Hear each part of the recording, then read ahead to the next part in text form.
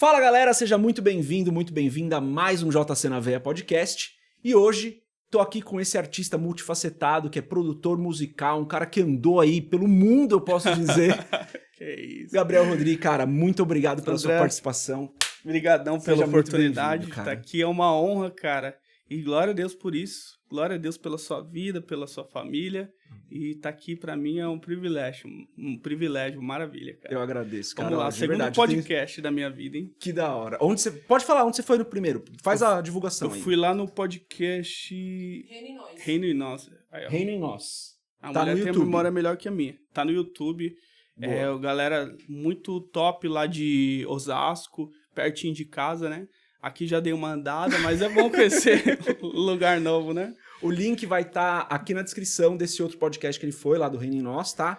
Então, se você quiser assistir depois, tá aqui. E aproveita, já que a gente tá começando, onde você estiver assistindo, ou dá uma reduzidinha aí no player. Você consegue no canal dele no YouTube aqui agora e já se inscrever, é Gabriel Rodrigues 7. Se você digitar no YouTube, é Gabriel Rodrigues, com H no final, certo? Isso. Com H no final, você vai achar o canal dele. Cara, tá na capa, sim, ele tá bem fácil de achar. Já se inscreve no canal. E assim que a gente acabar, ou se você puder fazer agora de outro dispositivo, já segue ele no Instagram, Gabriel Rodrigues 7 também, certo? Isso.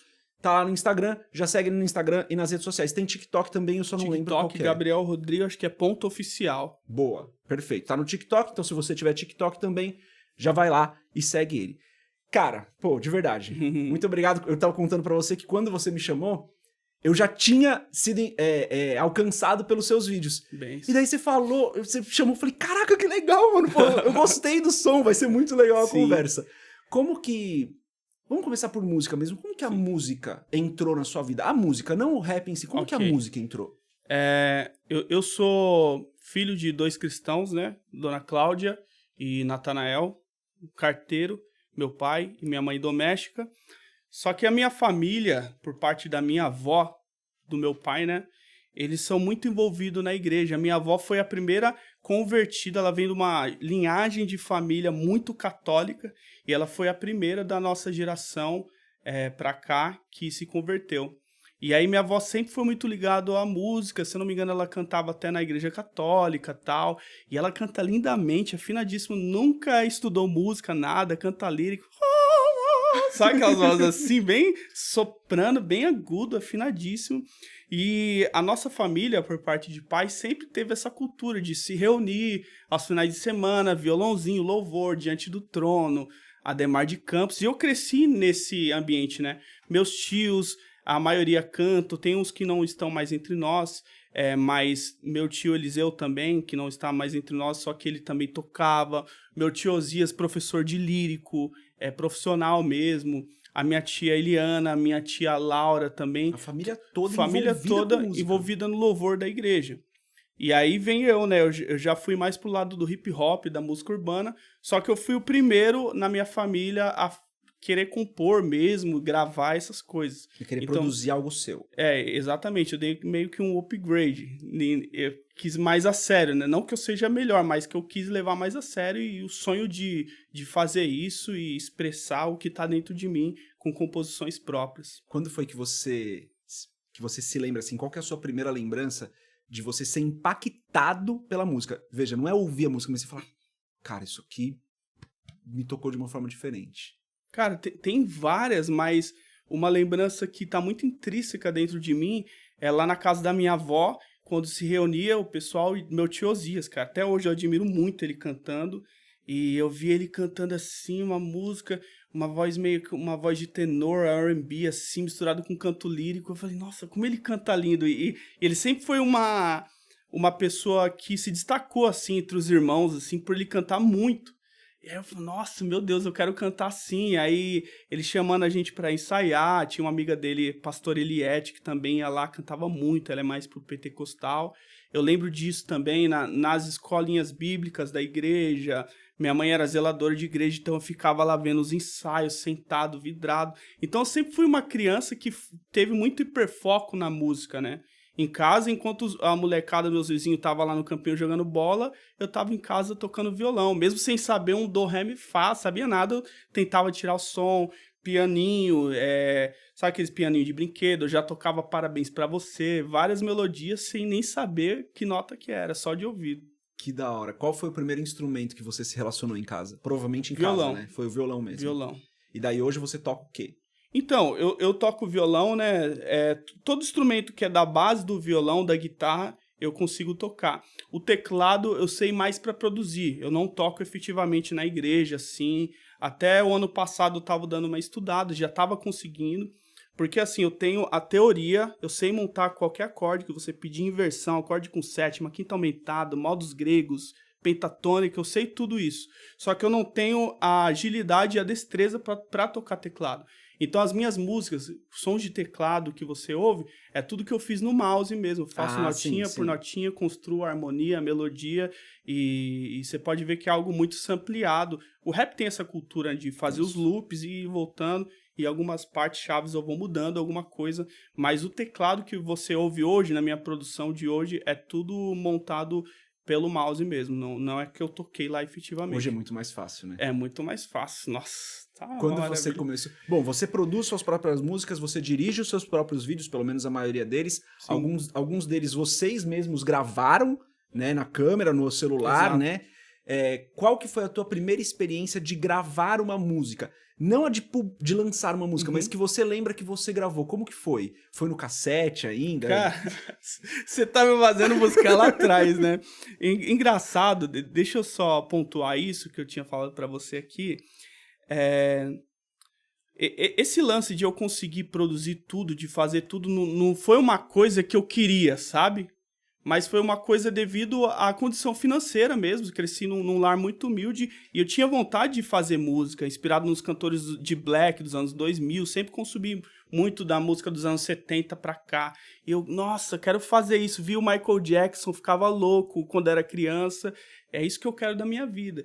E aí eu fui pesquisar por quanto custa pra fazer uma música. Era X tal. Era muito caro. Eu não tenho dinheiro, até hoje é muito caro, né? Principalmente pra galera que faz música orgânica. E aí eu fui pesquisando na internet como produzir uma música, eu não sabia nem que se chamava beat, era instrumental, né? Como produzir um instrumental, como gravar, aí descobre lá o Reaper, FL Studio e tal. E a gente foi adquirindo eu fui adquirindo essa habilidade pela necessidade, né? E eu lembro quando eu era pequeno, tinha um gravadorzinho lá em casa. Todo pai tinha aqueles de fitinha, cassetinha. Isso, fita cassete, E eu já estraguei várias fitas do meu pai, cara. Ficava imitando o personagem. Eu lembro até hoje, você buscou lá do fundo, ó. Tinha um personagem que eu fazia que era um esquilo. Esquilolândia. Oh, sou esquilolândia, não sei o que. E desde pequeno... essa parada meio teatral, você pode ver que a minha música, ela tem uma pegada meio teatral, cara, eu faço vários timbres de voz, eu acho que muito dessa referência de filme, de desenho e tal, desde pequeno, e agora você fez eu puxar o fundo do baú. Meu pai via, estragava várias fitas dele, meu Deus do céu. E daí você chegou a gravar alguma coisa bem inicial, num cassete ainda, só colocando alguma coisa de fundo, um beat de fundo que já existia? Como que foi a tua primeira vez que você gravou, não precisa nem ser uma composição sua, mas que você gravou sua voz e colocou um instrumento junto? Foi... Tem até no meu Instagram, você buscar lá um vídeo voz e violão, que eu canto uma música que eu fiz pro congresso de jovens na minha igreja, acho que eu tinha uns 15 ou 16 anos, Peniel, Face a Face com Deus. Aí eu comecei lá com um violãozinho, um rocker, ei, periferia, face a face com Deus, vou lutar pela minha bênção. Eu sempre tive muito forte essa coisa do rock, né? De cantar com atitude, voz rasgada, gritadão, eu gosto, né, cara? Por isso que eu sou muito fã de Thales Roberto, né, cara? Sim. E que ele tem essa mesma pegada. E aí eu fiz lá, postei, a galera da igreja gostou demais, tocamos lá no congresso, tinha até camiseta, Peniel, Face a Face. Isso há quanto tempo, mais ou menos? Você tinha mais ou menos que idade? Tinha 16 anos. Você era novinho. Novinho. Essa foi a primeira gravação, né, que eu fiz. Aí joguei no YouTube na época. E era bem no começo, assim. Aqui a gente denunciou muito a diferença de idade, porque sim, as primeiras vezes que eu me lembro gravando qualquer coisa, não necessariamente música, cara, não tinha YouTube, não tinha internet. Era na fita cassete ali que você colocava alguma coisa de fundo e você gravava a sua própria voz pra depois você se ouvir. Então aqui já denunciou muito a diferença de idade. Engraçado que naquela época eu fiz a gravação, aí o meu amigo falou: você tem voz boa pra fazer rap, mas pra melodia cantar você não tem muito, não. Caraca, imagina se tivesse, né? Olha suas músicas. Aí a gente vai puxando, né, cara? E aquilo foi o estopim. Aí depois daquilo eu fui começar a pesquisar como é que faz beat e tal. Aí tive a minha primeira experiência em home studio, foi com o Uzi. Ele tá até hoje lá em São Roque, que é um produtor musical fera, prodígio, cara. Lá em 2012, com Consciência Divina. Mas em São Roque é longe, São cara. Roque, Como você foi parar lá? Em 2012, eu comecei a fazer parte de um grupo chamado Consciência Divina. Foi a minha primeira experiência num grupo de rap, né? Ah, legal. Isso me ajudou muito. Eu conheci eles na Renascer, lá de Vargem Grande Paulista. E aí eles gostaram porque eu fazia a parte melódica muito boa. Antigamente tinha aquela coisa, Isso, não é que nem hoje do trap que tem autotune, os caras arrumam a voz no Melodyne, jogam autotune. Todo boom bap, teve uma fase do boom bap que tinha, cara, uma parte melódica obrigatória. Né? E tinha pessoa certa pra fazer, porque os rappers eles não arriscavam, os caras tinham tanto respeito pela parada que tinha que ter uma pessoa que cantasse de verdade a parte melódica. E eu fui convidado nesse grupo Consciência Divina pra fazer a parte melódica nesse álbum e participar do grupo, né, no ao vivo também. Só que eu sempre tive esse lado dos dois, melódico e flow e tal. Aí eu falei, pô, como é que esse cara vai abrir uma oportunidade pra eu meter um flow, meter umas rimas e tal? E só que eu cheguei no grupo, o CD já tava praticamente fechado, cara. Só precisava de alguém, até os refrões já estavam escritos. Aí eu lá, pô, deixa eu fazer uma partinha nessa música, Aí eu consegui me encaixar algumas músicas. Aí alguma coisa lá que tinha lá, tal, e eu sempre consegui, né, jeitinho, né, conversando, pô, aqui cabe mais um, tal. Esse, desculpa, como chama o grupo? Consciência Divina. Ainda encontra em algum lugar pra ouvir? Cara, engraçado que não... Tem alguns vídeos no canal do Fernando, que era o líder na época, né, agora esse álbum a gente não chegou nem a subir nas plataformas. Entendi. Naquela época tava passando pela mudança, não sei se você lembra, até dava muita polêmica desse negócio do for shared, a galera baixava. Aí ficava aquela dicotomia, disponibiliza ou não disponibiliza o álbum inteiro? Será que compensa? Pô, como é que a gente vai disponibilizar um negócio que gastou tanto dinheiro pra fazer? E hoje em dia é inimaginável não disponibilizar nas redes, né? É porque eu acho que o pessoal ainda não tinha a consciência do alcance orgânico que o for shared ou que o palco MP3, por exemplo, cara, eu descobri muito rapper cristão independente no palco MP3. Não sei se você lembra, um site chamava Palco MP3, a galera subia a música e você ouvia lá, cara. Até hoje tem o palco. Ainda tem hoje? Há pouco tempo atrás eu jogava música lá. Ah, é? Tem. Cara, eu descobri muito rapper cristão lá. O pessoal do Distrito Federal consome muito ainda música no palco MP3. Que legal, cara. Tinha o palco MP3 e...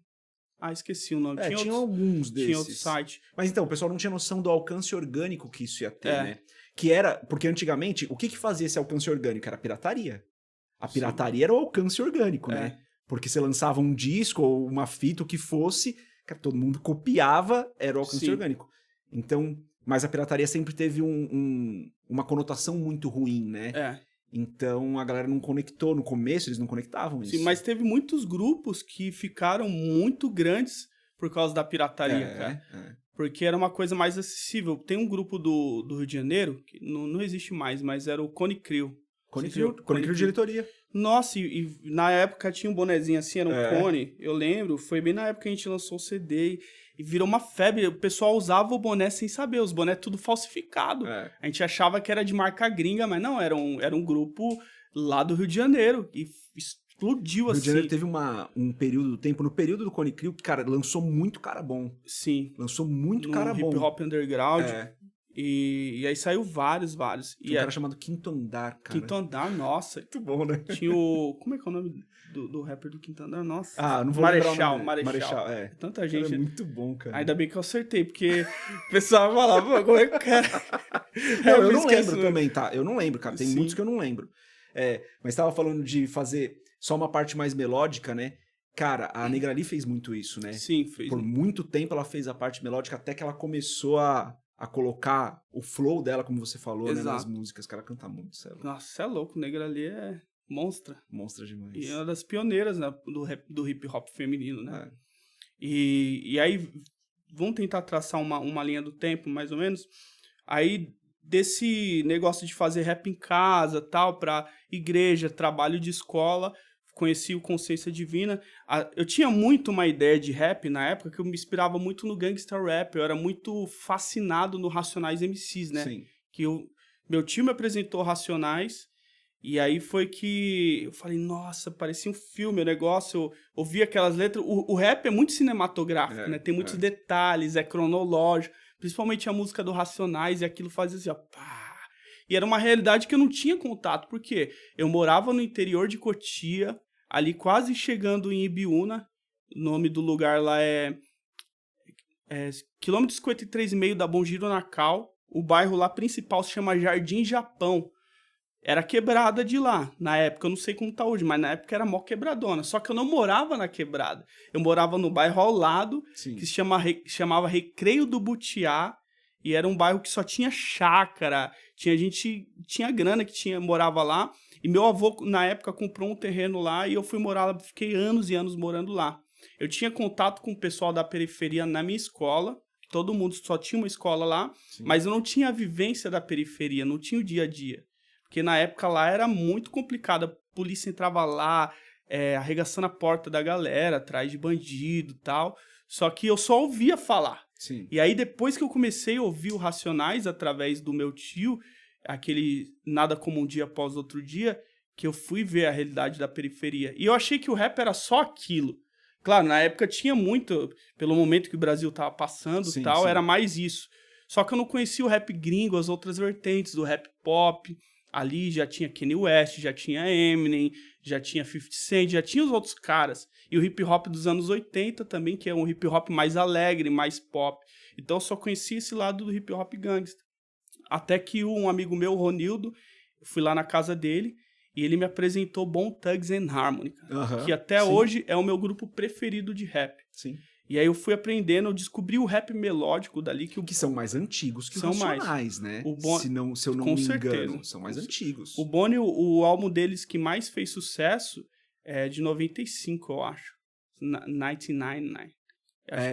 Eu acho que eles devem ser um pouco mais antigos que os Racionais, sim. Com certeza. E até foi o Eazy-E que lançou eles. Só que naquela época os caras já faziam rap melódico. Sim. Então era uma coisa, o flow, era uma melodia curta, de máximo 3 notas ali. Bem picotada, staccato. Mas tinha uma melodia, né? Por isso que eles se destacaram. E aí quando eu conheci isso, eu falei, meu Deus, cara, que negócio top. Eu nunca tinha ouvido. Acho que quem fazia aqui no Brasil era o RZO. O MP, né? O MP do Expressão Ativa, que fazia um rap semelhante, mas ainda não chegava a ser que nem o Bonnie, né? Aí depois que eu fui descobrir a referência dos caras, que era o Bonnie. Até o RZO, uns anos atrás, fez uma música com os caras. E aí fui trabalhando esse lado mais melódico, tal. Entrei no Consciência Divina, eu queria pôr um pouco essa cara, mas não consegui inserir isso no grupo, né? Por ter chegado, já tava o bonde andando. Sim. Aí eu saí em 2014, 2013, tentei gravar algumas músicas solos lá em Vargem Grande, numa pegada mais pop, influência de Michael Jackson e tal, ainda música cristã ainda. Só que não vingou o trabalho, tinha uma condição financeira muito complicada e ainda não produzia efetivamente, né? Até que eu acho que em 2016 ou 2017 eu produzi a música Sonhos. É que aí, no meio do caminho, tem um evento importante, se a minha conta não tá errada, né? Que vocês conheceram. Sim, exato. No meio do caminho. 2015 a gente se conheceu. A Angélica já cantava um pouquinho, mas daquele jeito. Ela tinha 16 aninhos, né, cara? E aí, tava com quantos anos? Eu, 21, o pessoal até brinca. Ai, Deus. Só fala, pode... Mas com consentimento dos pais. Ela fez 17, mas ela sempre foi muito madura, né, cara? Eu sempre fui muito molecão. Vocês se conheceram na igreja, não? Sim, a gente se conheceu na favela. Tá. Deixa eu explicar, eu sempre falo pra todo mundo. Tinha um trabalho chamado Culto de Rua, né? Boa. Aí, esse culto de rua a gente fazia ali perto do Ceasa, tinha na favela da São Remo, ali em Osasco também. tudo ali naquela região, Butantã e tal. E esse dia a gente foi na favela da São Remo. Fizemos um evangelismo lá de rua. Pesadinho lá, né, na São Remo, lá cara. é pesadinho. E o que acontece? A Angélica tava no grupo de WhatsApp do culto de rua na época. E ela olhou a minha foto assim e se apaixonou. Se apaixonou, primeira vista. Se apaixonou, primeira vista. Eu imagino que foi isso. A gente tá contando, a gente conta como quiser. A Não, gente mas tá contando. ela que me falou isso. Viu minha foto, tava assim com o bonezinho assim, ó. Aquela pose de rapper assim e tal. Ela já se apaixonou. Eu quero casar com ele. Foi isso, né, amor? Desculpa, é que precisava fazer essa interrupção pra falar de como vocês se conheceram, porque eu imaginei que foi mais ou menos nessa época. Eu costumo dizer que eu e a Angélica, a gente é que nem Fernandinho e Paula. Desde Portugal a gente ministra junto, no meu ministério agora, nas minhas músicas autorais, ela vai estar junto, nem que seja no back vocal, vai estar ali de alguma forma, vai ter ela. Daí, você falou que tava 2016, mais ou menos, ele estava falando. E aí a gente se conheceu. Nesse que se conheceu, eu já fazia alguns beats, mas ainda não gravava, porque eu não tinha dinheiro para comprar um microfone. Mas estava começando a produzir. E tava começando a produzir. Não, eu já produzia beat até antes, desde 2012, 2011. Tá.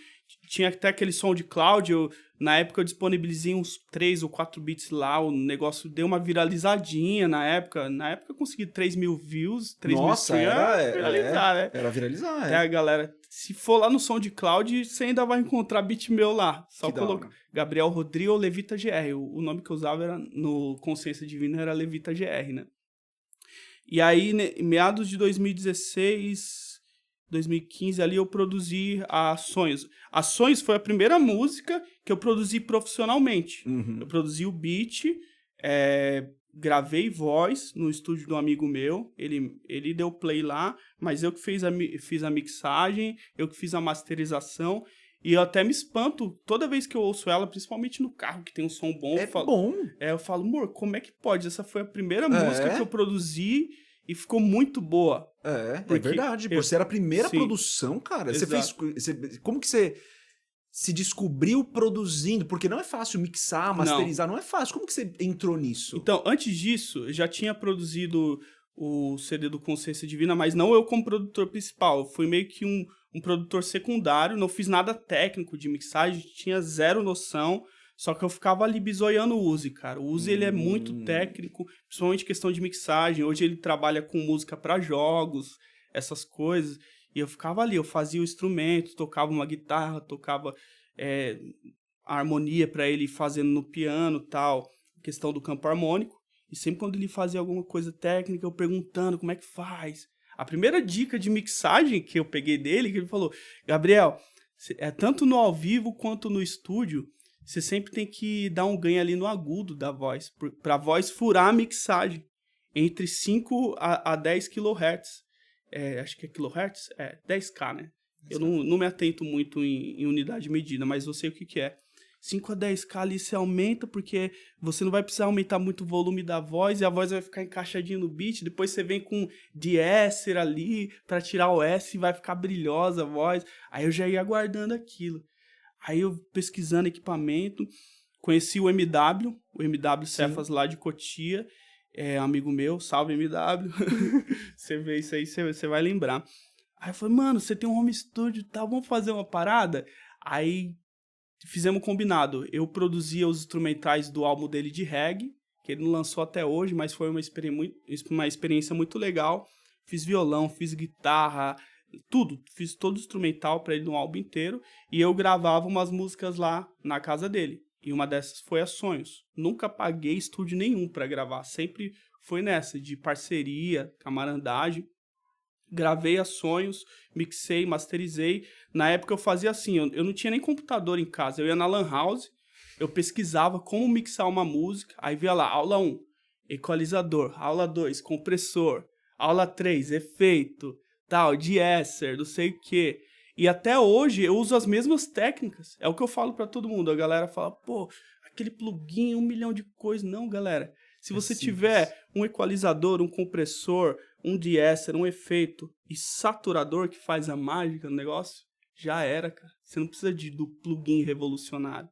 Aí se quiser fazer um trap, é um autotunezinho e tal. Mas foi assim que eu aprendi, eu uso até hoje a maioria das técnicas daquela época, cara, pra mixar minhas músicas.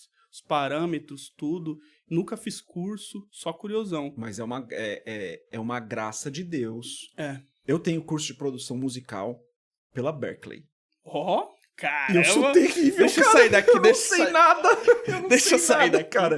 É mesmo? Eu não consigo fazer... Assim, é claro que eu consigo fazer, mas... Pô, fica terrível. Você fala que sonhos foi a primeira que você fez. Eu tô aqui, caraca, velho. O cara nunca estudou. É graça de Deus, Mas- assim. Tem uma graça pra você fazer isso, entendeu? Com certeza. E é uma coisa assim que é o ouvido. A mixagem, a masterização, ela também tem sentimentos, sabia? Por exemplo, você tem que saber primeiro ouvir o som, ver o que ele tá falando. Eu não vou mixar um som reflexivo como a Diário de um Imigrante, Sim. com o beat, o bumbo lá estralando, o agudo lá no último. Não, tem que ser uma mixagem, uma masterização mais intimista. Eu não vou mixar um trap com uma mixagem, uma masterização mais escura. Porque o trap tem que ser mais agudo, tem que ser o vocal na cara, até pra entender, né? Fica difícil, né? Essa molecada de hoje mais nova, ele tem o esquema do mumble rap. Eles já cantam com a boca mais fechada, é uma estética deles. Tem que respeitar, entendeu?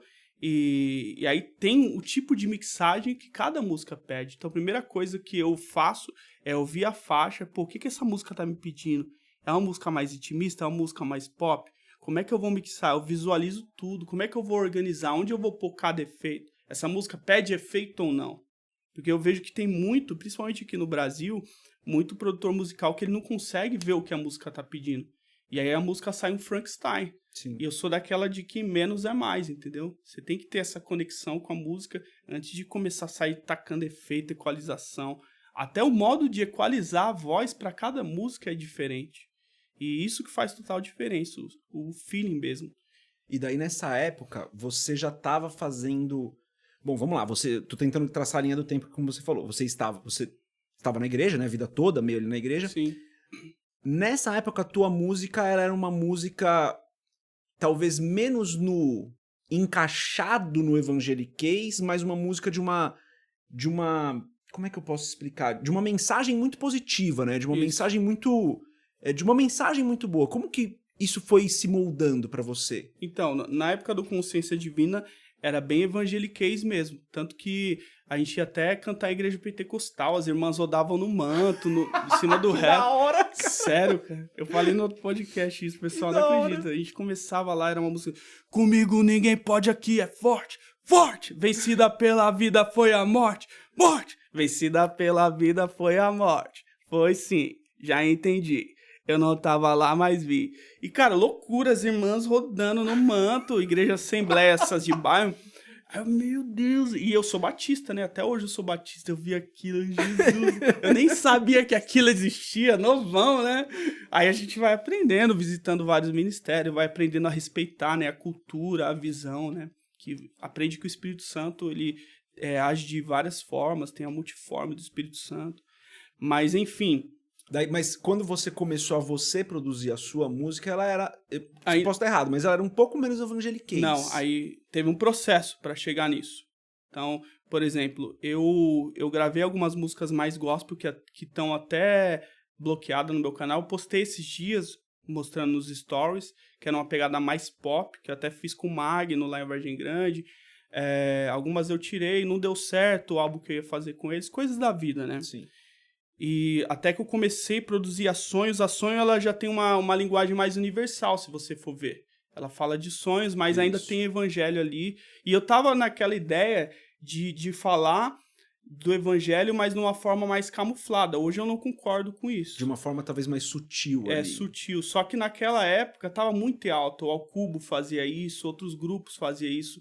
O próprio Pregador Lu, em algumas músicas, faziam isso. E eles As músicas que mais estouraram naquela época desses caras aí eram as músicas que estavam com uma mensagem mais implícita. Ela não estava tão explícita. Não tava. E era uma música que furava a bolha do gospel, a bolha dos evangélicos. Isso. Muita treta, Alcubo 1980. Tanto que gerava até discussão, né, com o Alcubo. Eu sou muito fã do Alcubo até hoje.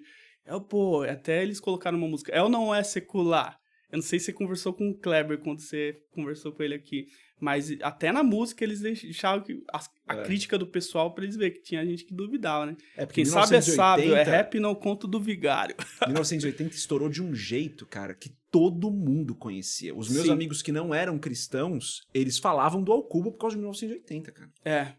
E na minha escola os moleques cantavam batendo na carteira, 1980, naquela sala, era uma febre, era popstar do rap naquela época. E daí você entrou nessa linha de ter uma mensagem, porque todas as suas músicas dá pra perceber claramente, a gente que conhece a palavra, dá pra perceber claramente que tem um embasamento ali, que é um fundamento cristão, mas que a mensagem ela tá mais implícita, daí você entrou nessa linha. Eu entrei nessa linha, depois das Sonhos. Aí de Sonhos eu lancei algumas outras músicas, lancei Monstros, também tá bloqueado no meu canal, qualquer dia eu solto. Não achei. Monstros é uma música meio de terror, assim, pop, meio thriller, cara. Loucura, eu fiz o clipe de terror. Eu sempre viajei nessa parada de filme, que sou meio cinéfilo, né? E aí lancei Monstros. O que mais que eu lancei, amor? Nessa fase. Lancei Bomba Relógio. Também não achei. Não, tá tudo bloqueado lá. Qualquer dia eu solto. Lancei uma música de Natal também. Essa parada de música de Natal é muito famosa nos Estados Unidos, né? Aqui no Brasil esse negócio não... Não, esse final de ano eu tô planejando de lançar uma. Vou lançar. Ah, que da hora. Com a Angélica ainda. Que da hora. E aí, cara, o que aconteceu? Ali, em meados de 2019, eu parei de frequentar a igreja, né, cara? Fiquei desviado mesmo, saí, mas não... Saiu. Não chutei o balde, parei... Mas né, que sai nessa idade aí, não chuta o balde, né, cara? Eu saí e tal... Alguns amigos meus saíram junto, todo mundo cantava rap gospel ali, não do Consciência Divina, isso aí é outros amigos que eu fiz. Eles já chutaram balde, infelizmente não voltaram até hoje. Tem outra ideologia, tem outra visão de mundo. Uhum. A gente tem que respeitar, é ser humano, cada um crê no que acredita, né? Filhos de pastores e tal. Mas enfim, eu fui o único que conseguiu voltar dessa minha turma de amigos, né? Mas esse foi um tempo onde eu comecei a lancei um álbum com o nome de Rodri. Eu não quis nem colocar Gabriel. Se você pesquisar no Spotify lá, você vai encontrar Rodri e vai encontrar o álbum Corrida do Ouro. E, cara, é um álbum sensacional, cara. Aquele álbum, apesar de ter algumas músicas com palavrão, tal, essas coisas, a maioria das músicas são músicas motivacionais. É um álbum na linha de motivacional. O que aconteceu? Em 2019, eu lancei uma música chamada Rap do Afiliado. Isso, eu lembro. Essa eu ouvi algumas vezes. Isso. Esse Rap do Afiliado é um rap falando sobre marketing digital. E naquela época estava muito em alta marketing de afiliados. Sim. E eu entrei nisso, sabe? Eu sempre fui curiosão, como ganhar dinheiro na internet e tal. Eu me deparei, Hotmart e tal. Aí, já entrando no grupo, vi que a galera era mó pra frente, legal, vamos ler livro e tal. Eu até perguntei pra você que eu achei super legal. Pô, vamos atrás de conhecimento, crescer, ganhar dinheiro, morar em Alphaville, tudo sonhador, né? E naquela época tinha um marketing digital, ainda tem, mas naquela época era coisa de vender curso, curso de vender curso. Rocha estourando. Exato. Aquele... Como é que ele... Ai, cara, esqueci, mano. Enfim, eram uns cursos aí. E aí eu entrei para um curso desse, aprendi, mexer com internet, divulgação, blog, do Alex Vargas. E aí eu tinha um amigo que me inseriu, que ele foi que vendeu o curso para mim como afiliado. Falou, Gabriel, você faz um som da hora, por que você não faz um rap de afiliado? Rap de afiliado? Não é uma ideia muito comum. Aí eu falei, eu vou fazer, cara, mas não ficou rap de afiliado, ficou rap do afiliado. Naquela época eu gravei em casa, já tinha um equipamentinho da hora lá, uma plaquinha de som, um microfonezinho da Marshall, que nem eu trabalho hoje, um equivalente ao que eu faço hoje. Aí eu gravei e fui num evento chamado Afiliados Brasil, em um evento só de marketing digital, não tem nada a ver com música. Fui lá assistir palestra e eu falei, vou levar minha música e vou mostrar pra galera lá. E muita gente que tava estourado no YouTube na época, Nossa, eu sou muito ruim para nome. O menino Leonardo David, o Thiago Gomes, vários players do marketing digital na época que tava bombando. O Thiago Gomes lançava um vídeo no canal dele, era mais de 1 milhão. E aí eu encontrei com esses caras, já tava com um amigo meu que veio lá de Brasília, que me deu essa ideia, ele já é meio sem vergonha, vamos lá mostrar pra galera. Aí no intervalo do negócio, mostra lá pro Thiago Gomes, pros caras, o Shirleyson Kaiser também, tava muito em alta na época, mostrei os caras, nossa, muito louco. Aí eu falei, bora fazer o clipe. Né? A galera toda empolgada, vou fazer um grupo, já peguei o WhatsApp de todo mundo, joguei num grupo, bora gravar esse clipe. E tinha um amigo meu, na época, o Adler, né, que ele gravava todos os meus clipes, e a gente foi lá, marquei o dia, gravamos no Beco do Batman, o Leonardo David, cara, o cara, coraçãozão, assim, pureza total, ele alugou na hora um Camaro, ligou lá pro... Ei, vocês têm um Camaro? Vamos aí. Você tá na frente de um Camaro amarelo, né? É, exato. Aí ele foi lá, cara, acho que meia hora foi uns R$1.000, os caras tinham grana pra caramba, meu. Na época, marketing digital cara. Estourando. Aí fizemos esse clipe. O Shirleyson Kaiser mandou uns vídeos, participou do clipe também. Os caras que eram muito cheios da grana. Até hoje, vários caras são muito ricos, né? E o marketing digital veio para ajudar muito isso. Deu uma ascensão de vida em muita galera. Principalmente naquela época, era muito mais fácil vender curso. A galera lançava qualquer cursinho de marketing digital... Fazia 6 em 7, assim, muito fácil. Hoje em dia... É mais difícil hoje em dia porque tem mais gente, mas muita gente ainda faz, cara. Faz. Eu tô até pensando em lançar o curso aí, ó, de marketing pra produção musical. Vamos ver. Quero mudar de vida também, né, cara? Se tem conhecimento, tem que passar, vou fazer, por que não, né? Nessa fase você ainda tava muito... Pela minha leitura, você ainda tava muito numa pegada... Talvez mais boom bap, mais clássico, ali ainda não era o que você faz hoje. Hoje você tá numa pegada muito mais versátil. Exato. Naquela época ainda era uma pegada muito boom bap. O rap do Afilhado é mais trap, né? É bem trap mesmo, tem até autotune. Hoje eu não uso tanto autotune assim, uma música ou outra. Mas eu lancei esse trap, só pra você ter uma ideia, em um dia deu mais de 8.000 views, cara, em um dia, 24 horas. Nem a Eu Sou de Jesus, que tá tendo mais repercussão, deu tanto view um dia. Pra você ver que view também não quer dizer nada, né? Se você tiver num nicho assim que a galera não gosta de arte, é só hype. Sim. A galera se ilude muito. É bom até falar isso, porque a galera se ilude muito com view. View não é tudo. Porque se eu quiser, eu boto R$10.000 lá, consigo 1 milhão de views, assim, menos de um mês. Aí você vai ter seguidores fiel, você vai ter... Zero engajamento. Então, aí lancei... Aí depois lancei o álbum Corrida do Ouro, só que eu tava virando meio que um fantoche do nicho de marketing digital. Eu tava sentindo que a galera tava pedindo mais. Lancei o rap de dropshipping, que era Ninja do Drop, eu acho que tá disponível até hoje. E nem joguei no Spotify, e a galera pedindo, eu falei, eu não quero ter essa expressão artística, ser um personagem de um nicho. Não quero isso pra minha vida. Aí eu lancei, comecei a entrar mais pro lado motivacional, lancei Desistir Jamais. Desistir Jamais foi uma música que bateu bem na época também. Tanto a galera do marketing digital quanto a galera que não é do marketing curtiu muito. E eu até consegui inserir o evangelho em algumas partes ali. Mas você já estava voltando, não? Não, ainda tava no começo dessa minha saída. Tinha influência forte. Não tava frequentando igreja nenhuma nessa época, eu só tava ligando para ganhar dinheiro e lançar a música. E aí... Nesse período de tempo, lancei o Corrida do Ouro. Teve a participação do Pastor Tom, que foi fundamental para minha volta também. O Pastor Tom, eu fiz a Corrida do Ouro, que é a música título do álbum, que é uma versão de uma música do Bone Thugs-n-Harmony, For the Love of Money, que é dos caras lá de fora. E aí eu falei, mano, o Pastor Tom já acompanhava o trabalho dele, só que ele tava meio parado, assim, não tava lançando nada. Eu falei, cara, vou chamar ele, eu quero fazer um clipe dessa música. Porque ele parece muito com o Eazy-E e tal, e vai casar essa ideia do Bone. Aí eu chamei ele, aí pastor, eu sou um admirador do seu trabalho e tal, vou fazer um trabalho inspirado na música do Bone, eu queria que você aparecesse no clipe. Aí ele falou, me manda a música aí, mandei pelo WhatsApp. Aí pirou, meu Deus, que música é essa? Eu quero participar dessa música. E a música não fala nada, a minha parte não fala nada de evangelho. A música fala sobre ganhar dinheiro, que é você tá na corrida do ouro, você tá garimpando. É a corrida do ouro, man, louco pra se adiantar, traz essas notas pra cá. Então é a história de um cara que ele saiu do crime, que não tem nada a ver com a minha história, é uma história fictícia, e ele tá correndo atrás de ganhar um dinheiro limpo, né? Sim. E ele fala de querer ajudar a mãe dele e tal.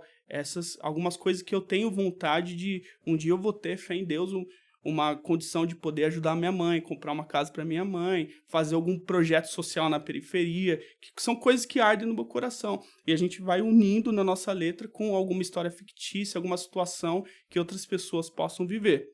Lancei esse EP, o clipe não deu certo, perdemos imagem e tal, uma longa história. Não deu certo de não conseguir subir mesmo, não perdeu imagem, não conseguiu, você diz... A gente gravou algumas imagens do clipe, só que no final perdemos, tal, e não rolou o clipe. Aí subiu o EP, as músicas estão lá no Spotify. Se colocar o Rodrigo, você vai ouvir o álbum inteiro lá.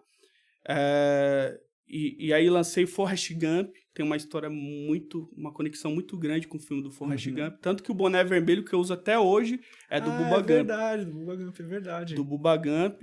E até hoje tem uma conexão que é um dos meus filmes top 5, assim, se não for o top 1, assim, já assisti várias vezes. A história de superação, sempre fui muito ligado nessa parada de superação, motivação, tal. E ainda quero trazer muito isso nas minhas músicas mais cristãs, né, no momento que eu tô vivendo isso, que é propício, né, cara? Agora, de uma forma mais espiritualizada, né?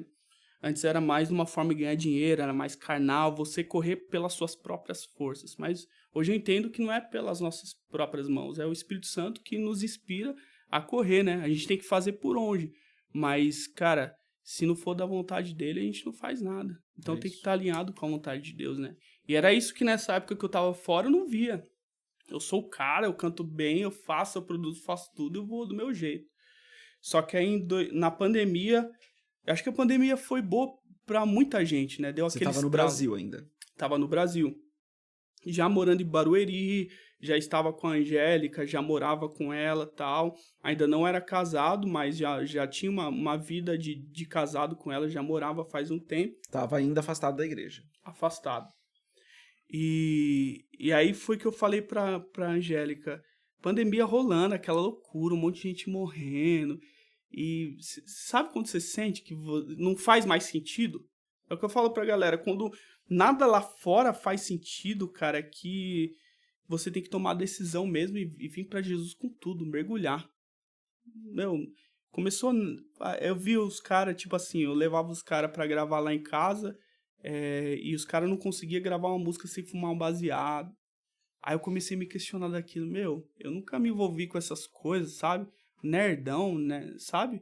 Cresci no interior, tal, nunca tive ligação e vivendo umas paradas muito doidas, assim, não de ir pro caminho errado, usar droga, porque eu não fazia isso. Mas do ambiente, do ambiente, eu ia num evento de rap, via a galera lá fumando e bebendo, e eu não me sentia parte, não me sentia inserido naquele meio. Aí eu comecei a me questionar, né, cara, será que eu tô indo pro caminho certo? Que eu já tava... com intenção de montar uma produtora, lançar uns funk para ganhar dinheiro. Aquela ambição, né, do empreendedor e do produtor musical. Pô, quero lançar uma produtora tipo a GR6, sabe? Fazer um trabalho semelhante. Comecei a chamar uns caras para gravar, mas nenhum desses trabalhos vingaram, cara. Foi até bom não ter vingado, porque eu não sei onde eu estaria hoje, né? Mais uma vez a graça de Deus ali impedindo o caminho que talvez não fosse o ideal, né? Exatamente. Deus tem um cuidado muito grande comigo, cara, graças a Deus, porque se fosse por mim, e se não fosse a minha esposa também, eu sempre falo pra ela, não sei onde eu estaria hoje, olha lá, o coraçãozinho. E aí, se você entrar no canal Rodrigo na produção, você vai ver outras músicas de outros artistas seculares e tal. Até esses dias eu sofri muito hater, porque eu lancei um Reels, e eu falo no Reels... 3 músicas pra você parar de usar essas músicas mundanas, tóxicas. Mas a gente faz esses ganchos já pra chamar atenção, porque o conteúdo ele precisa ter um gancho forte, senão a pessoa tá rodando a timeline lá, não para. Mesmo que seja pelo áudio, ela vai assistir o vídeo até o final, se tiver um gancho bom, né?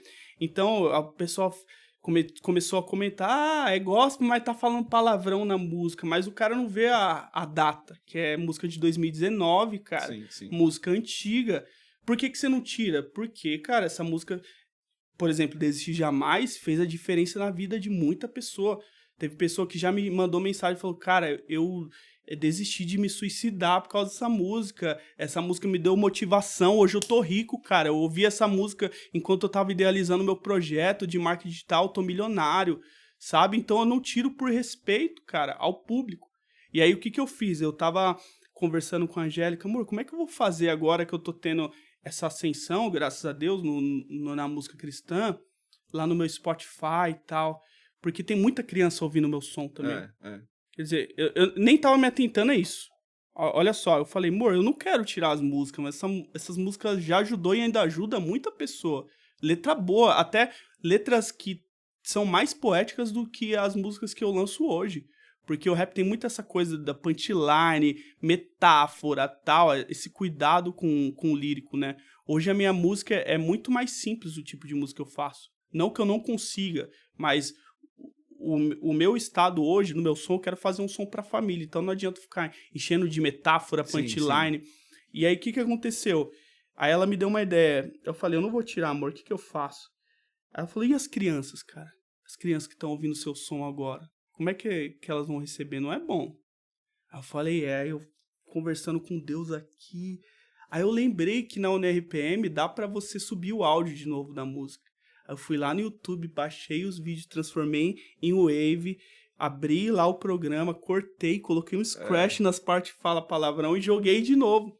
Então vai ter, se você entrar no Spotify, só no YouTube que não dá, nos videoclipes não tem como. Infelizmente vai ficar lá, mas eu levo como um testemunho, né? Mas se você entrar no Spotify tá cortadinho. Não tá cortado, né? Mas tem uma inserção. Você vai ver que tem um scratchzinho toda vez que eu falo palavrão, né? Justamente por causa das crianças, entendeu? O público adulto, cara, tem que entender que eu sou um filho pródigo. Eu voltei pro pai. Mas não tem como eu apagar o meu passado. Assim como a palavra de Deus nunca esconde o erro dos seus profetas, nunca esconde o erro dos seus heróis da fé. Você já parou pra pensar nisso? Que a Bíblia é um livro que não esconde o erro das pessoas, cara. Davi, um homem segundo o coração de Deus, matou o soldado lá pra pegar a mulher dele, sabe? Salomão teve não sei quantas mulheres, Davi matou milhares de pessoas. Então a Bíblia nunca fez questão de esconder o lado ruim dos seus heróis da fé e dos profetas. E eu levo assim, eu vejo assim também, cara. Isso pra mim é testemunho. Tanto que depois disso eu fiz questão de fazer um Reels, propositalmente mesmo, mostrando uma música, um funk que eu lancei, que também tá em privado no meu canal. Depois eu coloquei Eu Sou de Jesus embaixo, tal, e falei, quando você volta pra Jesus, o seu passado vira testemunho. E eu faço questão, eu deixei lá fixado no meu Instagram justamente para as pessoas verem. E eu não gosto de exaltar isso. Que tem gente que fala, pô, vim do mundão, eu fiz isso, peguei mulher, eu matei, eu roubei, cheirei, fumei. Eu não gosto, cara, eu não me orgulho dessa fase que eu tava fora. Mas foi uma fase que eu tive muito aprendizado. E hoje eu dou muito mais valor à palavra, eu dou muito mais valor às minhas raízes cristãs. Tanto que o som que eu vou lançar agora, dia 19, fala sobre o orgulho. Eu Sou de Jesus fala sobre o orgulho de você ser de Jesus Cristo, de você ser um cristão. Você bate no peito e fala, eu sou de Jesus. E foi inspirado em Filipenses, né? Toda língua confessará que Jesus Cristo é o Senhor. Então é isso. Eu acho que se eu não tivesse passado por essa experiência fora, por ter nascido em berço evangélico, talvez hoje eu não daria o mesmo valor para a nossa cultura, para o reino mesmo, para a cultura do reino. E aí, o que aconteceu? A gente estava na pandemia, né? Na você pandemia. Falou, entrando na pandemia, você ainda no Brasil, que tem uma parte da sua vida que você vai para Portugal. Exato. Estávamos na pandemia meados de 2022, amor? Que fomos para Renascer? 2021. Fui para Renascer, me reconciliei. Cara, naquela época eu tava vivendo tanto na bad que eu tava com umas ansiedade muito forte. Eu tinha problema de ansiedade e pânico naquela época. Então, o Natal de 2020 para 2021, foi o pior Natal da minha vida, cara. Eu morava numa casa boa, já tava com uma condição financeira legal, a gente sempre empreendeu, então naquela época tava entrando uma grana legal. Chamei toda a minha família, assim, idealizei o Natal perfeito. E aí, do nada, fazendo churrasco lá, bebendo uísque, meu coração... Uísque com energético e tal, misturando. A fórmula de dar errado, né? E aí já começou a bater ansiedade. Só que antes disso eu já tava sofrendo com ansiedade. E eu descobri esse problema de ansiedade fumando baseado, cara. Pra você ter uma ideia. Tava trabalhando num local onde trabalhava muito jovem, call center. Curiosão, né? Nasci em berço evangélico, tal. Como diz o o vocabulário dos caras lá fora, cabaço, e não sabe de nada da vida, quer descobrir. E aí experimentei, foi a pior coisa da minha vida, cara. E aí fui parar no hospital, tal, uma história muito longa, eu não quero entrar no mérito. E daquele dia começou a desencadear muitas crises de ansiedade.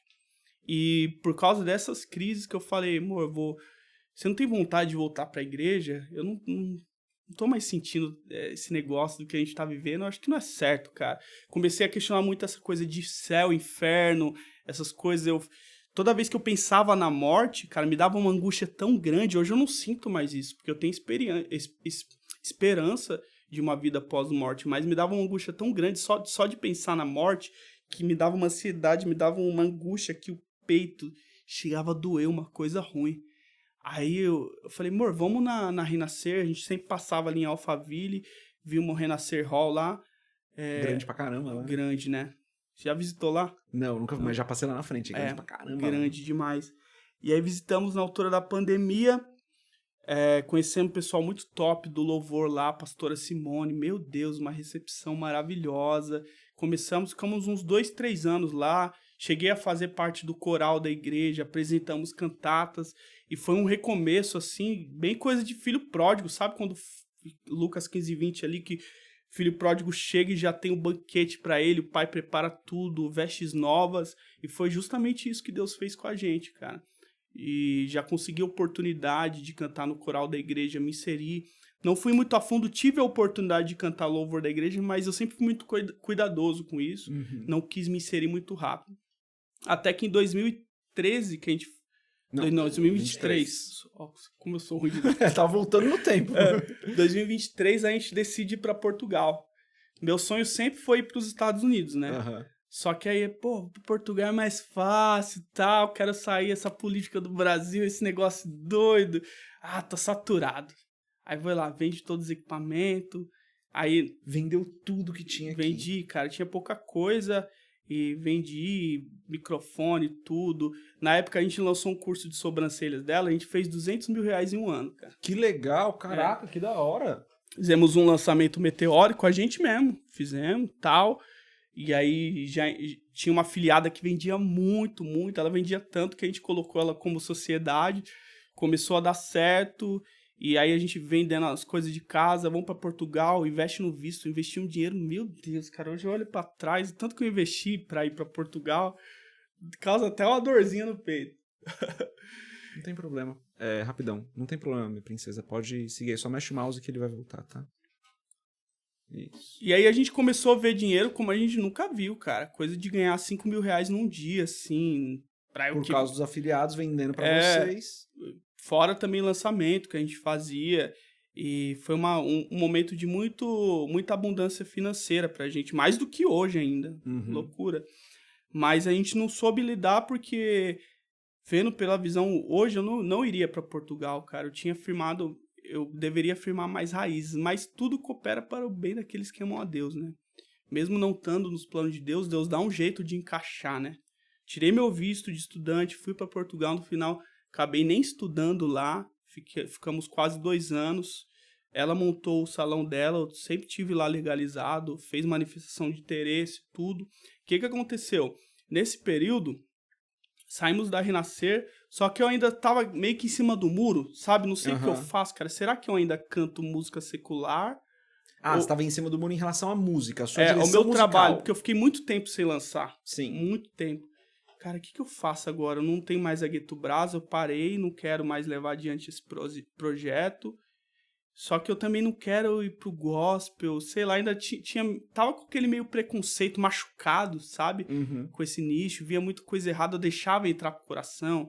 Cantor gospel foi em tal igreja, cobrou 200 mil, fez tal coisa. Eu ficava muito bravo com essas coisas, né, cara? Deixava essas coisas me afligir.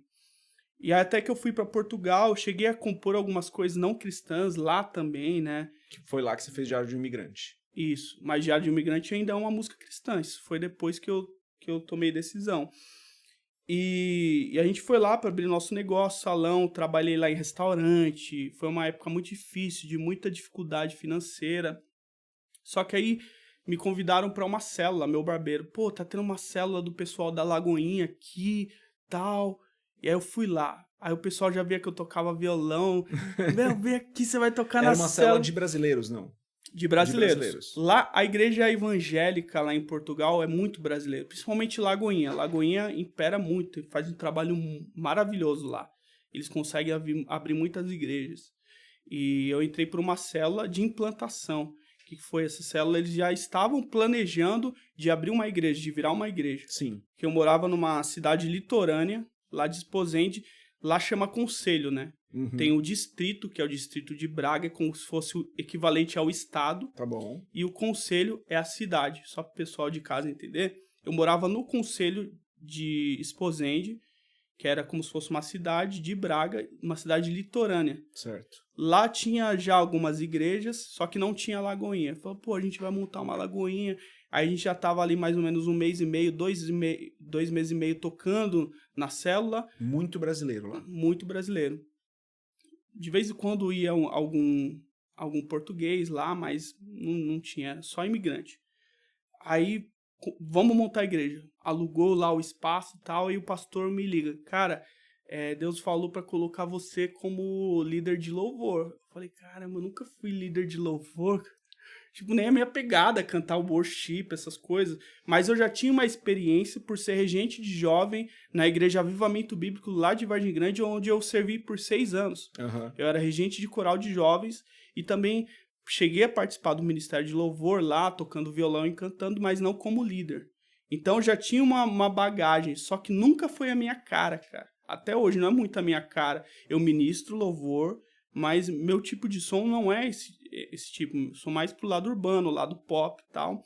Aí eu falei, glória a Deus, vou obedecer o chamado. Se é para onde Deus está me redirecionando. Montamos a igreja lá, foi um período maravilhoso. No começo a galera tinha vergonha de levantar a mão para adorar. Tal. Aí fomos trabalhando. O complicado é que o brasileiro chega lá na Europa e se torna frio que nem o europeu, cara, a maioria. Pega os trejeitos, pega o costume, daqui a pouco não tem mais aquele calor brasileiro. O ambiente vai moldando. Moldando, isso se reflete na igreja também. Só que Portugal, eu não vivi isso, tá bom? Mas eu já vi muita gente falando que Deus opera muito em maravilhas, muito em milagres lá em Portugal. Porque o português, eles falam que são um país cristão, mas para mim não é mais. Porque a nova geração, muitos já são ateus, já não acreditam mais em Deus. E quando vai missionário para lá, acontece muito milagre, muitas maravilhas, porque o pessoal tem que ver alguma coisa assim extraordinária acontecer para aceitar Jesus Cristo, para seguir, né? A gente, infelizmente, não vivemos isso lá, mas vivemos, foi uma coisa muito pessoal, particular. Vou contar até um episódio que foi dessa minha virada de chave para falar, Deus, agora eu sou teu, agora eu quero fazer música para ti. Qualquer coisa que eu for cantar agora vai ser pelos teus preceitos, pela visão bíblica isso e pro reino. Lá. Foi quando eu falei pra Angélica, amor, eu quero voltar a lançar, mas eu já lancei tanta coisa e nada dá certo, cara. Eu confio no meu som, faço uma música boa, todo mundo gosta do meu som, mas nada dá certo, nada vai pra frente. Eu acho que eu vou parar de fazer esse negócio, vou focar aqui no empreendedorismo mesmo, fazer um curso e tal, até pensando em fazer um curso de TI, olha que loucura. Sempre gostei de computador, essas coisas, né? Aí ela falou... Só uma pausa rápida. Nada dá certo, eu entendo o que você quis dizer. Sim, mas não é que não tava dando certo também. Você tinha música que tinha dado certo, música que tava com alcance legal, música que muita gente comentando. Então, entendo que talvez não tivesse dando certo como você esperava. Porque eu sempre... Até hoje eu tenho um sonho de viver disso, né, cara? Se eu conseguir aliar o evangelho e viver da música, pra mim vai ser um sonho, porque eu não precisar prestar serviço pra fora, pra outras empresas. O não dar certo, então, era não tava conseguindo viver de música, é isso? Viver. Até hoje eu não vivo de música. Mas eu ainda tenho uma esperança, né? Claro, a mensagem, o reino fica primeiro, tem que falar, né? Porque tem pessoas que às vezes não entendem, né? Leva pro outro lado. Pô, esse cara é materialista, ele tá na música cristã pra ganhar dinheiro, mas não é isso. Se a gente conseguir pelo menos viver e viver bem, eu não falo de ser milionário, mas de ter uma vida, conseguir sustentar uma família com dignidade e ainda passando a mensagem do evangelho, pra mim é o mundo perfeito, pra mim, entendeu? Mas enfim, aí ela falou, faz uma oração, pede pra Deus te pedir uma confirmação. Se for pra você seguir nisso, ele vai falar através de alguém, alguma coisa, e se não for, pede pra ele também usar alguém pra falar. Eu sempre fui muito pé no chão, cara. Ela é muito mais espiritual, eu sou mais racional. Geralmente o homem é mais assim, né? A mulher ela é muito mais fervorosa, muito... Ela já teve várias experiências sobrenaturais, só que eu não preciso disso pra crer, pra ter minha fé em dia. Só basta eu crer mesmo. E aí eu fiz a oração pra Deus, ministrando na igreja num domingo ali, algumas semanas depois, 1 ou 2 semanas, o irmão da intercessão, um irmão muito usado poderosamente, o Tuca, abraço Tuca, não sei se você vai ver isso algum dia, ele chegou em mim e falou, Gabriel, eu tive uma visão com você e você estava ministrando para jovens lá nos Estados Unidos e tal, e Deus tá te livrando também de um nódulo, eu vi que Deus te livrava de um nódulo na garganta, e fala para você estudar inglês que você vai chegar nos Estados Unidos. Eu falei, glória a Deus. Só que, ó, voltando no tempo lá atrás, antes de eu sair da igreja, lá em 2014, 2013, Deus já tinha revelado a mesma coisa na minha igreja, que era Avivamento Bíblico, num congresso de jovens, um pastor que não sei de onde que ele era, até hoje nunca mais vi ele. Chegou e falou, ó, Deus me mostra que você vai viajar para vários países, eu tô vendo você indo e voltando de avião, ministrando a palavra para jovens e tal. Aí eu falei, glória a Deus. E no final do culto até colocaram uma música minha lá que eu tinha gravado e tal. Aí eu falei, glória a Deus. Aí fui na outra semana numa outra igreja visitar, o pastor me chamou pra cima do púlpito, falou a mesma coisa em particular comigo. Aí eu fui visitar outra igreja, saiu um irmão de lá nem era pastor nada, que tava no banco, foi lá e falou no meu ouvido a mesma coisa. Eu fui em outra igreja na quarta e falou a mesma coisa, cara. Foi umas 3 ou 4 vezes isso. Só que a gente é ser humano, né? Que nem o povo de Israel. O povo de Israel tinha Deus ali, tinha uma coluna de fogo de dia, tinha uma nuvem, quer dizer, tinha uma nuvem de dia, uma coluna de fogo à noite, mas mesmo assim fraquejava na fé, desobedecia. E a gente é assim, cara. A ponto que de se esquecer das promessas de Deus. Você ouviu várias vezes a mesma coisa e mesmo assim chegou um momento e falou, pô, será que é isso? É, e Deus é tão misericordioso que depois de mais de 10 anos ele vai lá e confirma de novo, cara. Pra gente se lembrar do nosso chamado, nunca esquecer, né? E eu não precisava disso, mas... Você não tinha gravado nada ainda lá. Você estava lá em Portugal, mas assim, não tinha gravado nada. Não tinha gravado nada lá. Aí o que aconteceu? Aí o irmão confirmou. Agora você me pegou, mas enfim, a ordem não vai interferir nos fatores. Boa. No resultado dos fatores. Mas enfim, o irmão veio e revelou isso. Aí glória a Deus, cara, mais uma confirmação, então não vou parar não. Aí lancei Todo-Poderoso, lancei... Ah, tava lá quando lançou Todo-Poderoso. Isso, Todo-Poderoso lancei lá, lancei Diário de Imigrante, que é um clipe também em Braga, na cidade de Braga, mostra aquela arquitetura linda, as igrejas lá, eu sou apaixonado por arquitetura. E lancei a Coração Esperançoso, que é uma música, cara, que fala muito desse momento que eu tava vivendo, né? Se eu cair, eu sei, ele vem me levanta, se eu chorar, não demora, vem me consolar. Se eu me perder, eu sei que ele deixa as 99 só para me buscar. Nos versos eu falo sobre essa coisa, que o mundo fala uma coisa, mas as coisas de Deus sempre vão na contramão do mundo. Então, eles dizem senta, senta, Cristo vem e diz levanta e anda. Tudo é questão de escolha, me dizem sua vida quem é que comanda. Então eu tava naquela coisa, pô, de deixar Deus agir na minha vida e esquecer tudo do mundo, porque nada mais me fazia sentido, né? E até que Deus foi falando com a gente, e até que foi o tempo de voltar, né? Parece que foi tudo...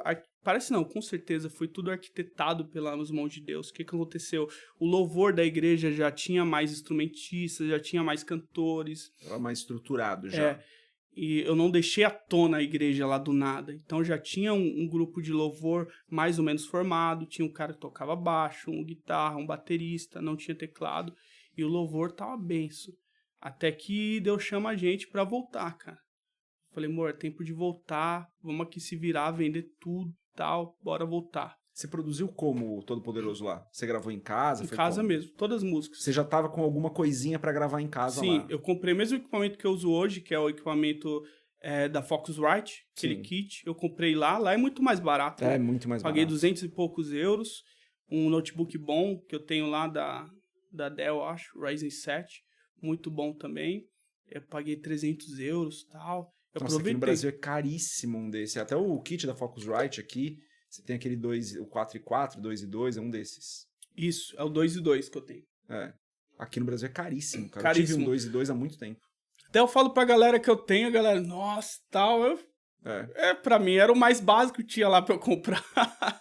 Eu acho que tem só um que vem antes dele, mas é mais novo, porque o 2.2 ele é mais, ele tem há bastante tempo o 2.2. Daí depois acho que eles lançaram um menor ainda. Isso. A Focusrite. É mais portátil, mas eu acho que o meu... Focusrite é muito bom, cara. É, muito Deus bom. do céu. Eu gostava muito do microfone da Marshall que eu tinha antes de ir pra lá. Eu acho que ele é bem mais encorpado, mais aveludado. Só que esse da Focusrite tá me suprindo bem, cara. Maravilha. E aí vendemos tudo lá. Tava indo bem o nosso negócio até, sabe? Passava por uns perrengues porque o nosso custo de vida sempre foi muito alto, cara. Sempre lá. A gente tinha um estúdio em Braga, a gente morava em Esposende, então era muito gasto pra ir, pra voltar, pedágio, gasolina. Mas a gente já tava faturando mais de 2.000 euros lá, já tava bem o negócio. Pra um salão de beleza, sem decoração, sem nada, rodava muito tráfego, conseguia cliente. Só que Deus chamou a gente, poderia ficar lá? Poderia. Só que também tem muitas questões, o clima. Cara, não tava mais aguentando só 3 meses de calor, a gente é latino, né? Não dá. Aí, família, longe, a gente começou a sentir essa saudade, essa necessidade, até que a gente olhou pro lado. Desculpa. A gente olhou e falou, não faz mais sentido ficar aqui. Vamos voltar, pedimos a bênção pros nossos pastores, eles deram. Eu entreguei a liderança no último dia, até o último dia lá na Lagoinha, eu tava como líder. Entreguei na mão deles, do pastor e de um amigo meu, a liderança do louvor. Foi um tempo, assim, de decisão. Você falar, agora eu sei o que eu quero da vida. Sim. Eu decidi, não vou olhar para o lado, não vou olhar para trás. Agora é só eu e Deus, o evangelho e o reino. Meu foco é o reino. E aí, o que aconteceu? Eu cheguei no Brasil, só que até eu remontar o meu home studio, as coisas, levou um tempo.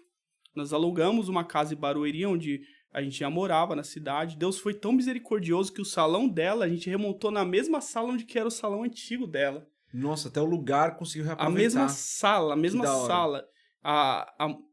Pode falar? Isso até testemunho, né? Porque quando a gente estava em Portugal, aí a gente estava orando a Deus, né? Pedindo para Deus realmente confirmar, para ver se era tempo da gente voltar. Aí eu falei, Deus, se é tempo de eu voltar, então eu preciso de um lugar para trabalhar, para montar o estúdio novamente e atender as clientes, porque eu cresci naquela região, né? Trabalho com sobrancelhas há 10 anos e as minhas clientes estão naquela região. Aí eu senti assim no coração, chama o dono da sala, que um dia você trabalhou. Aí chamei ele, o nome dele é Fernando. Aí chamei o Fernando, aí ele, nossa, Angélica, você vai voltar pro Brasil, que legal. A sua sala tá livre tem 3 dias. Ô, louco. Caraca, fazia 3 explicação. Dias. Caraca, que da hora. No mesmo ponto, né? Pra reaproveitar todo o histórico, toda a clientela. E aí a gente fizemos uma decoração muito melhor. Eu voltei com menos dinheiro do que eu fui pra lá, mas a gente fez uma decoração muito mais top do que a gente tinha. Comprou uma marca muito mais top. E, cara, eu vejo a mão de Deus em cada detalhe. No aluguel da nossa casa, já conseguimos alugar uma casa, um apartamento confortável para morar no centro de Barueri, a 10 minutos do salão dela. Na época eu não tinha carro, comprei meu carro esse mês agora. Então eu vejo a mão de Deus em cada detalhe, porque se eu morasse longe eu ia acabar gastando a mesma coisa. Sim. Quem conhece Barueri sabe que o custo de vida lá é estratosférico, cara, é altíssimo. Até eu falo com a Jack, se a gente morasse no interior da vida aí, cara, Sorocaba pra lá, ia sobrar muita grana pra gente. Porque o custo de vida em Barueri, Alphaville lá é surreal, cara. Então eu vejo quanto Deus sustentou a gente. Aí voltei pra cá, já prestava serviço pra uma empresa, meu salário melhorou. Então tudo isso é testemunho, sabe? Do que Deus faz, quando você se posiciona. Até que eu tive uma conversa com a Angélica, não sei se foi esse ano, amor. Falei sobre conteúdo, ela falou, como é que você quer que seu trabalho apareça, tenha visualização, tenha um peso, se você não faz nem conteúdo? Porque eu não postava conteúdo como eu posto hoje, todo dia, uns conteúdos legal, interessante. Aí eu orei para Deus, me dá ideias estratégias para eu conseguir fazer um conteúdo para divulgar a minha música. Porque eu sempre tive estratégias para o salão dela, tráfego, conteúdo, para a empresa que eu presto serviço de marketing. Só que eu nunca tinha estratégias para divulgar o meu som. Até que começou, cara. Depois que eu fiz essa oração, começou a aparecer vários perfis de referências de artistas. Tem um perfil que eu gosto muito, que foi o cara que eu aprendi a fazer esse tipo de conteúdo com gancho, chama Brony. Ele nem um rapper cristão, mas ele é lá do Rio. Então eu aprendi muito, eu comecei a observar as estratégias dele, como ele fazia conteúdo. Depois do Brony, eu comecei já a achar outros artistas que faziam conteúdo com gancho, com quebra de padrão. Eu falei, vou começar a fazer um negócio desse. Aí eu fiz lá da Todo Poderoso. Todo Poderoso é uma música que já tem uma pegada bem diferente das outras que você fazia mais lá no passado, né? Exato. Você vai mudando um pouquinho a tua forma de comunicar a música. Exato. Eu já tinha essa vertente mais pop, com um pouquinho de referência de rock and roll também, só que eu deixei muito adormecida durante muito tempo, né? Com essa parada de rap, de trap, meio que deixei adormecida. Agora, do ano passado pra cá, eu falei, vou começar a diversificar mais. Só que muitas coisas já estavam guardadas, entendeu? Por exemplo, Eu Sou de Jesus, eu escrevi ano passado o refrão dela. Uhum. Eu vim terminar ela agora em junho. Aí gravei em junho e lancei em julho, entendeu? E tem músicas muito antigas, de mais de 10 anos, que já tem essa parte melódica, essa parte pop, essa estética, que eu ainda vou gravar. Músicas antigas, de mais de 10 anos. Só que eu meio que me camuflei no estilo do hip hop. Eu amo hip hop, é uma coisa de paixão. Só que agora tá na hora de explorar novos... Ainda dá pra ver a influência, né? Tem muitas coisas ali do rap ainda, do trap, mas você vê que a tua música, pelo menos na minha leitura, né, de Todo Poderoso em diante, ela tá muito mais diversificada, ela tá muito mais abrangente, né? Exato. E eu acho que ela comunica muito melhor com a galera de hoje. Exato. Eu acho que a parte melódica comunica muito mais com o público geral, o povão, né? Porque o rap em si, ele é uma música mais difícil de ser digerida, tanto por causa pela letra, é uma música muito inteligente, é o que eu tava falando pra você, punchline, metáfora, comparação, tanto que o cara que consegue escrever um rap bem feito, ele tem que estudar muito, ele tem que consumir muita cultura. Você vê esses rappers que escrevem muito, bagagem de anos e anos de consumo de cultura, literatura, filmes, essas coisas. Agora, uma música mais melódica, mais pop, não necessariamente precisa disso. Dá pra fazer um rap não mais... que ela seja pior, né? Ela tem uma característica diferente e ela vai ser muito mais abrangente, ela vai alcançar muito mais gente. São propostas diferentes, público diferentes, né? E até que eu comecei a misturar muito mais. Todo Poderoso já vem nessa pegada mais rock and roll, rock blues, né? E aí tem a parte do flow do rap, mas se você vê a primeira parte, os primeiros versos dela são totalmente melódicos. Isso. Uma voz com mais drive, mais rasgado. Muitos confiam em... Até a melodia dessa música, ela pega muito dos Beatles. Do Come Together e tal. Quem pega a referência vai pegar. Esses dias um amigo meu, mano, parece Come Together. Eu falei, referência, cara. não quer dizer que é um plágio, entendeu? A parte melódica, tudo que eu escrevo é o resultado de coisas que eu fui consumindo durante anos e anos, cara. E às vezes a gente escreve a linha melódica ou uma referência na letra ali, nem percebe. Depois, isso aqui ficou parecido com Come Together. Mas quando eu escrevi isso, eu nem percebi. Depois, peraí, mano, é Come Together isso, mas, cara, é referência, não é plágio. A métrica é diferente, a batida é diferente, mas a melodia tem algumas notas ali que parecem. Então, é resultado de um consumo de cultura durante anos e anos. Isso é inevitável, fica intrínseco em você.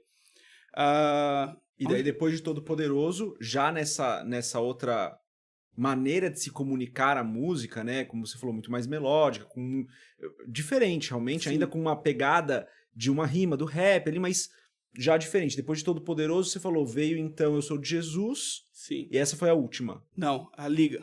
A Liga foi a última, que tem uma pegada mais reggae. Reggae. Eu sempre curti muito reggae e produzi reggae no passado, falei pra você de outras pessoas. Sempre tive vontade de fazer um reggae. Lá atrás eu até tentei produzir não gostei do resultado, acabei não lançando. E é uma música que talvez eu venha lançar no futuro. Comunico muito bem com músicas da black music, né, em geral. Reggae, soul, blues, eu ouço muito. O tipo de música que eu mais ouço é a música dos anos 80, né? Anos 70 e 80 eu sou vidrado. Desde o soul music, funk eu falo funk americano, é. o jazz, o blues, sou muito amante de jazz, sabe? Vários, jazz instrumental mesmo, John Coltrane, Isaac Hayes, sou muito Isaac fã. Hayes é bom demais, né, cara? Nossa, meu Deus. Aquilo aí é Hollywood total, filme, né, bom cara? Demais, cara? O cara era produtor de trilha sonora. Bom demais. E tanto que muito da minha veia de produção musical eu aprendi ouvindo Isaac Hayes. Tem muita a trilha sonora do Shaft dele, não é? É, do Shaft dele. Do 1, acho que do 2, se eu não me engano, também. Eu não lembro se do 2 é dele, mas do 1 acho que a trilha sonora inteira é dele. Sim, mas é o melhor, cara. Demais, né, cara? Eu lembro até hoje da cena que ele vai atravessando a rua assim, os carros vai parar, tá nem aí. Ele é osso duro, né, cara? É muito bom, né, cara? Nossa, é muito bom. Tá maluco. E aí eu fui pegando muita referência, tanto que toda música que você ouvir minha, se você prestar atenção, tem referência dos anos 80 e anos 70. O jeito de produzir, as ideias de linha melódica, sabe? Até no reverb, todo mundo que ouve, toda música que for lançar, sempre ouve. Você vai achar alguma referência dos anos 80. É normal, né? E aí... Alguma referência, não digo dos anos 80, né? Você pega essa linha mais dos anos 80, mas toda música vai ter uma referência ali, no que você falou, né? Na cultura que você consumiu, é inevitável. Sim. Aí o pessoal vai falar, e de gospel, você não consumiu? Com certeza. Ali meus 16 anos, cara, Templo Soul, cara, eu sou apaixonado por Templo Soul. Já tive a oportunidade, o Rogério Sarralheiro nem sabe, nem lembra talvez, mas já tive a oportunidade de tocar com ele numa igreja. Sério? Que da hora, cara, ele é bom, hein? Uma igrejinha, acho que Igreja Tom, lá em, sei lá, 2017, 2016, ele foi lá, uma igreja pequenininha. É um ótimo músico, né, cara? Cara, ele é um gênio. É um gênio, velho. Gênio. Depois eu vou explicar isso sobre a genialidade musical. Mas só contando essa experiência, aí eu tocando lá, o Rogério Sarralheiro falou, vamos puxar um louvor, e começou a puxar uns louvores, e ele toca muito, cara, o cara é genial, por que ele pediu pra eu tocar, era molecão, aí ele começou a puxar um monte de louvor, e eu não conseguia puxar música de ouvido naquela época, campo harmônico, não tava muito ligado, eu sabia, mas na prática, assim, aí pegando tudo errado, faz nota tal, e eu aqui, pô, tô do lado do monstro, tal. Se um dia eu conhecer ele, eu vou falar essa experiência, aí nem vai lembrar, os caras que rodam muito. Roda muito. Vídeo, tá? Você tem vídeo? Tem vídeo? Uhum. Que Cara, da hora, tem que postar isso depois. E eu fiz uma apresentação lá, solo, voz e violão, e tremendo de nervoso. Pô, o cara que eu ouvi a minha adolescência toda. Uma referência, cara. Hoje eu sei lidar melhor com isso, mas eu era molecão naquela época. E aí, cara, desafinando tudo, falei, que vergonha, meu Deus, não consegui segurar o emocional, tal, mas experiências, né, da nossa vida, tem que ter essas coisas, né, pra ir se moldando. Cara. E aí, só que foi um dia muito especial pra mim, né, cara, eu cresci ouvindo Pregador Lu, Templo Soul, o Groove Soul, Tom Carf, eu bebi muito dessa fonte do Black Music dos anos 2000, sim. A igreja foi muito forte na música Black nos anos 2000. Agora, graças a Deus, tá voltando forte também. Que a galera tá muito saturada do worship e agora tá vindo o One Service, Tom Carf também, nunca parou de lançar Black, né? Tá vindo a galera do trap. É bom mesmo, né, cara? One Service é demais, deles, cara. Hein? E eles gravam com uma galera boa, viu? Sim. Não foram eles que gravaram com a... como é que é? Júlia... Eles gravaram, o One Service gravou uma música com é Júlia Rodrigues o nome dela? Eu não lembro. Pô, uma cantora canta muito, cara. Eles gravaram com a filha do Marquinhos Gomes, Gabriela Gomes, é verdade, também. Verdade. Eles são demais, cara, meu Deus do céu. Gustavo, não, como que é o nome? Lucas Augusto. É Lucas Augusto, né? O líder. Nossa, ele é genial, cara. Genial. Esse tempo até fiquei sabendo que eles já ministraram na minha igreja, fiquei mó feliz. Ficaram, tipo, semanas, assim, ou uma semana inteira. Mas, enfim, tô ouvindo muito eles. Eu tô muito feliz, assim, com o momento que a música cristã brasileira tá passando. O Black voltando com tudo, a música de coral voltando com força. Vários corais. O Atos 2, né? Misturando a música Black com a música pentecostal, fazendo versões repaginadas, muito arranjo, muito Black, sabe?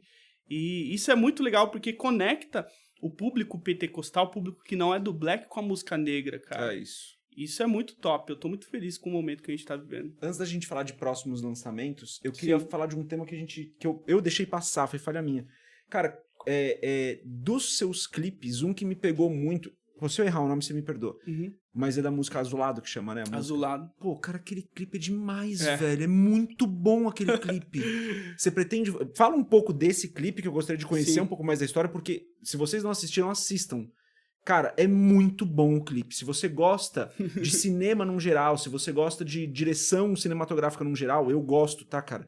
O clipe é muito bom, assista. Vai estar o link aqui também, depois eu deixo o link. Fala um pouco dele e fala sobre como que essa vertente de direção cinematográfica vai influenciar na tua música no futuro, se você tem algum projeto disso. Bem colocado. O clipe da... Azulado. Azulado. Gente, tô aprendendo ainda esse negócio de podcast. Vamos de novo, pra poder fazer o corte. Eu sempre gostei de filme, né, cara? Que nem falei pra você, um dos meus diretores favoritos é o Tarantino. E quem me apresentou o Tarantino foi o Adler. O Adler, eu trabalhava com ele na época, ele fazia vários clipes, amigo meu. E na época a gente tava muito junto fazendo... Tanto que os clipes daquela época, 2019 e tal, ali, foi ele que fez todos. Do Corrida do Ouro, também foi ele que fez. Rap do Afiliado, Desistir Jamais. E ele me apresentou o Tarantino, né? E daquele dia eu comecei a assistir alguns filmes do Tarantino. Comecei a me atentar mais pra esse negócio de cinema. Muitas coisas eu nem entendia. Negócio do time, das falas, dos diálogos. O ângulo da cena, iluminação, fumaça, tal. E aí eu comecei a me atentar a isso. Até hoje eu tô aprendendo sobre isso, né? E tudo que eu aprendo, eu quero aplicar rápido. Aí fiz essa música Azulado, produzi lá tudo. Até um amigo falou, mano, esse violão quem tocou? Ninguém tocou nada, é tudo VS. Eu mesmo toquei no tecladinho do computador, tal. E aquilo é um instrumento virtual, né? E muita gente acha que eu toquei. Não, aquilo ali foi tudo virtual. Gravei a música e a música falava muito desse momento que eu tava vivendo, que é de superação, querer crescer na vida, querer ganhar dinheiro.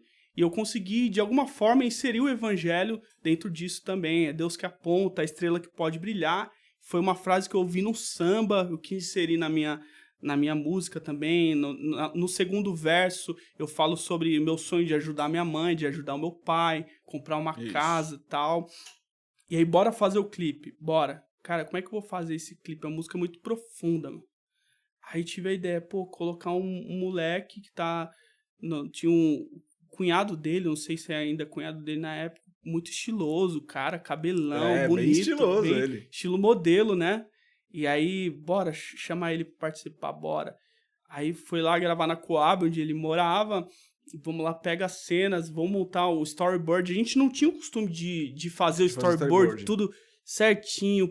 Chegava lá, mano, como é que é a ideia da mente? Ó, filma isso aqui, faz aquilo. Pegar uma cena assim de baixo pra ficar mais cinematográfico, uma câmera mais parada e tal. Aí fizemos. Aí, mano, tem que fazer a parte do vendedor de bala, porque eu tava muito nessa pegada do empreendedorismo. O cara que tá vendendo bala na rua, que é rejeitado, porque todo o enredo, ele tem que ter o quê? Ele tem que ter o gancho, ele tem que ter começo, meio e fim, tem que ter uma quebra de padrão e a jornada do herói, né? O que é a jornada do herói? É aquele cara, começa pobre e tal, ele vai batalhando, no meio da jornada dá uma coisa errada, mas ele consegue superar e aí no final ele estoura no norte. Isso. É basicamente isso. Se quiser pesquisar, principalmente se você for artista, pesquisa sobre jornada do herói. Isso vai fazer uma diferença brutal. Todo filme de Hollywood tem jornada do herói, os maiores filmes. Quer ver um filme que tem jornada do herói explícita assim e é o super-herói mais amado do mundo, é o Homem-Aranha, cara. Homem-Aranha é o único super-herói que paga a conta, é o único super-herói que apanha, sabe? E por isso que as pessoas se identificam muito. Ele tem um trabalho, ele é um CLT, por exemplo, né? Apesar de serem filmes de heróis, a jornada do herói tá presente, cara, em todos os filmes da Marvel. Sim, eu sei que são filmes de heróis, mas não é a mesma coisa. Você ser um herói e você fazer a jornada do herói. Todos têm a jornada do herói, cara. Todos eles têm. Desde filme de herói e os filmes que não são heróis, né? É. Então pesquise, gente. Você, principalmente se for artista, empreendedor, para fazer seus vídeos. E aí, esse clipe é uma jornada do herói, porque aí mostra o moleque lá, ele achou um dinheiro, uma nota na rua, 20 conto, foi lá no mercado, comprou a balinha, começou a vender porque ele tinha que pagar uma conta pra mãe dele, tal. Aí vem a pessoa, fecha o vidro na cara.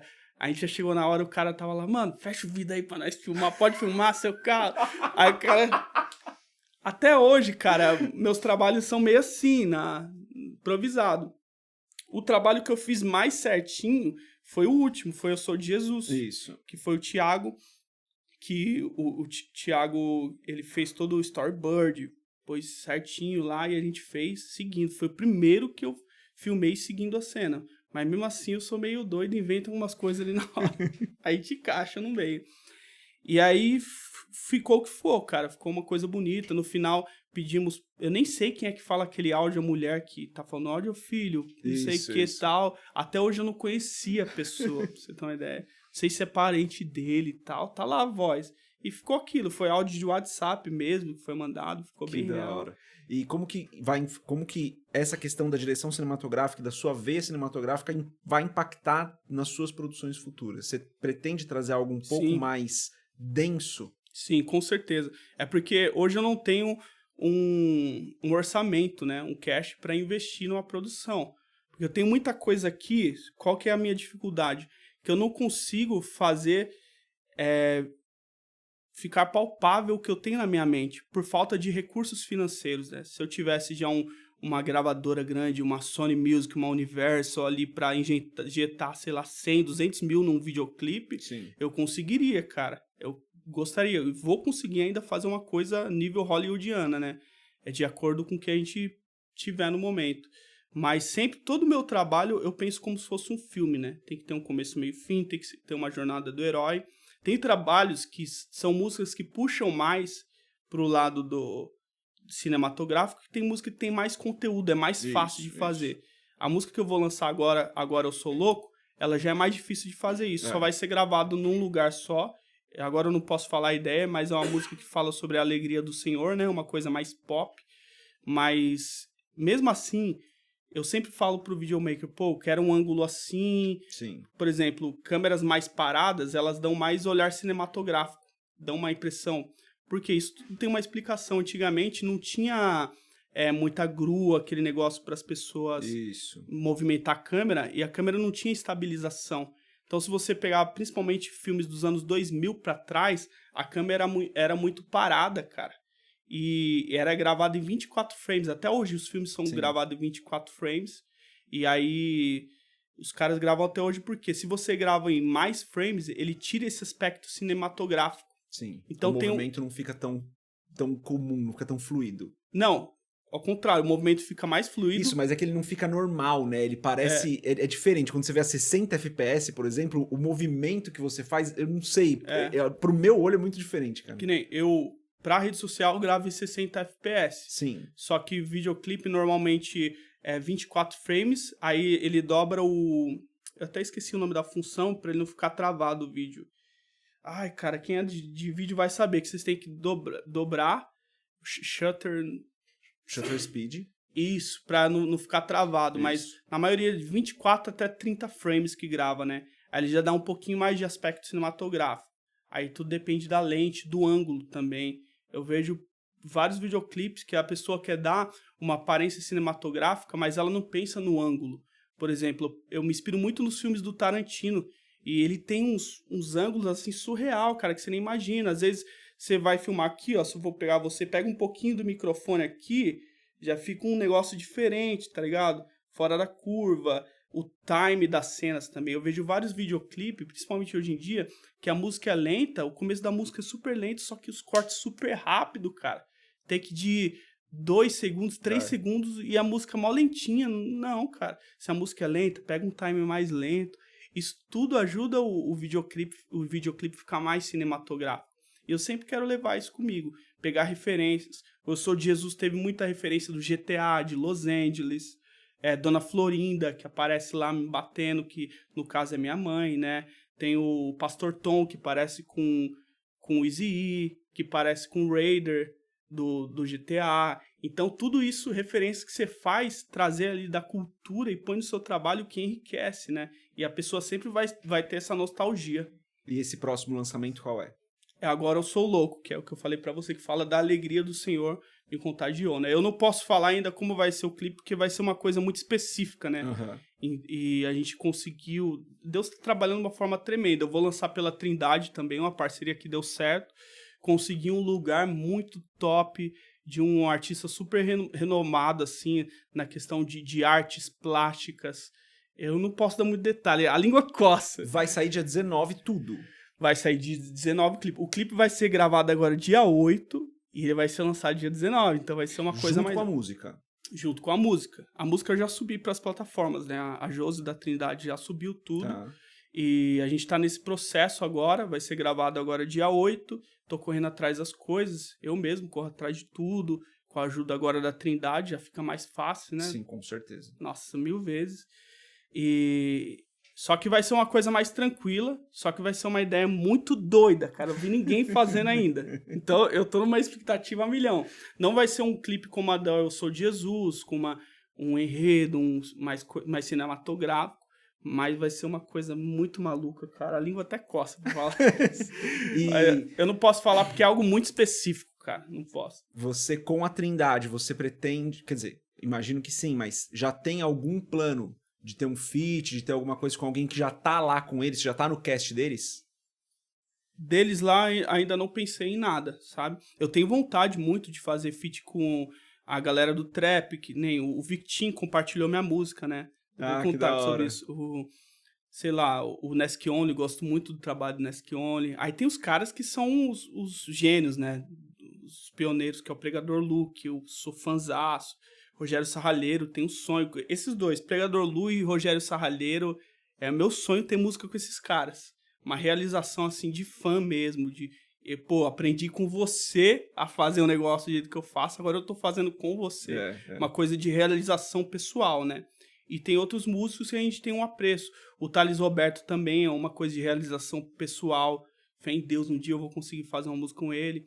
Uma coisa de realização, sabe aquela coisa que você põe meta, mano? Eu aprendi com esse cara e um dia eu vou estar fazendo lado a lado.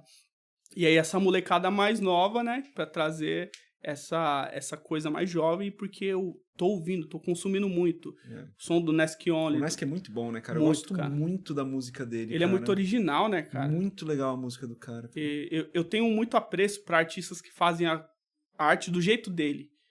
Por exemplo, o Nesk, o 2 metros. Tá, 2 metros é... O cara é outro nível, né, meu? Cara, é muito legal, cara, o que ele faz. Tudo que ele faz é legal, cara. Cara, eu vou te explicar aqui o que eu ia falar. Existem 2 tipos de músico. Isso não vi ninguém falando, mas é uma coisa que eu criei na minha cabeça. Existe o músico virtuoso e existe o músico genial, ok? O músico virtuoso é aquele cara que tem técnica. Se ele canta, ele faz o melhor melisma, ele consegue os agudos, Cara, o cara que faz malabarismo, canta lindamente, canta no pitch, não sai uma nota, sabe? Tudo que ele faz é lindo. Mas o músico genial, cara, é aquele cara que eu admiro muito, que o cara que faz do jeito dele, é o Thales Roberto, por exemplo. Ele canta do jeito dele, canta gritado, faz a música do jeito dele, não segue padrão nenhum. O Adelin Rodrigues, né? Oi? O Adelin Rodrigues é assim, cara, Você já ouviu esse cara? Não. Adelin Rodrigues é muito diferente, cara. É muito Adelin diferente. Rodrigues, é muito dele, assim, é um jeito muito dele, Isso. cara. É muito, muito legal. Exato. O Thales Roberto, o Pregador Lu, o Rogério Sarralheiro, são músicos geniais. Os caras... Se bem que o Rogério Sarralheiro ele também é virtuoso, porque ele toca muito. Ele junta tudo nele, né, cara? O músico genial, ele pode ser virtuoso também. Ele pode. Só que para um músico virtuoso ser genial já é mais difícil. Porque o músico virtuoso, quando ele só é virtuoso, ele reproduz o que que o músico genial fez, o que o músico genial criou. Então, por exemplo, eu pego muito o exemplo do Thales. O Thales canta do jeito dele, faz minha música do meu jeito, gritada aqui, atitude, e vou chegar com os 2 pés na porta, pá, e todo mundo vai ter que engolir. E eu me identifico muito com esse tipo de artista. Porque esse tipo de artista acaba criando tendências, cara. Então ele cria uma parada e aí vem uma geração inteira fazendo naquela linhagem, entendeu? Então, por exemplo, o Thales foi muito disruptivo quando ele chegou no cenário cristão. É uma coisa muito forte. Aí vem vários caras na linhagem dele, entendeu? O Black ficou muito forte e tal, essa coisa da música com atitude. O Pregador Lu também, quando ele chegou pioneiro no rap, junto ali com DJ Alpiste, aí já vem outros na cola ali. Não que sejam piores, mas é que esses caras lançam tendências, né? Músicos geniais. E eu considero esses caras muito geniais, muito, muito. Boa, top. E o 2 metros é um exemplo. Ele é muito peculiar, né, cara? Ele muito legal. ele cantando, cara, parece um crente pentecostal Mas cantando é muito trap. pentecostal, cara. É muito legal. Não é à toa que ele lançou uma música, Eu Sou Pentecostal. Ele falando é muito pentecostal, muito trejeito de crente pentecostal falando. E eu admiro muito, porque não tem ninguém que canta que nem ele. O 2 metros é o único, cara. O Neschione também é muito único, cara. O Vitinho também, aquele jeito meio malandreado do Rio. Então, normalmente, tenho muito apreço por artistas que são únicos, assim, cara.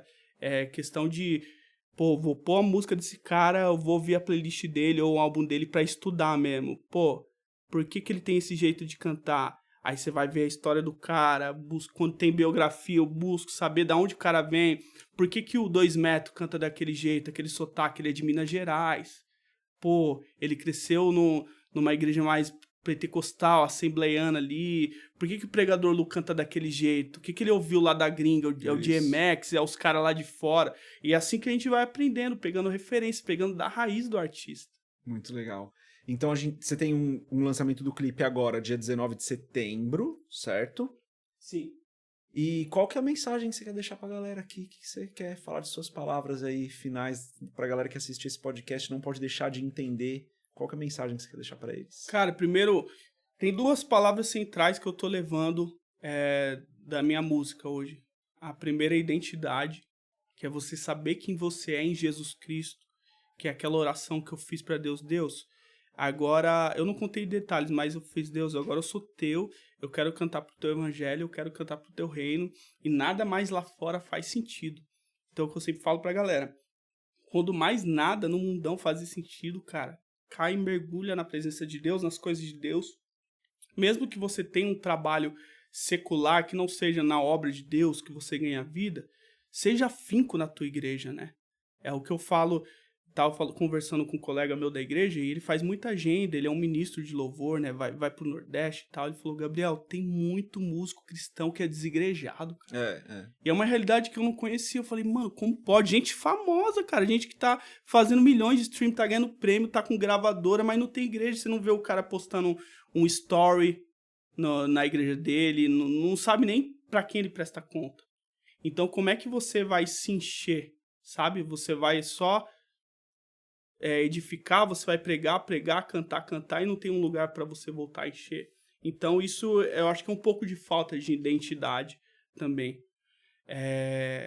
E também a questão da redenção, cara. Eu sou um filho pródigo, eu saí e voltei. Então se você estiver afastado e você ainda tiver aquela chama acesa, cara, não hesita, atende o chamado.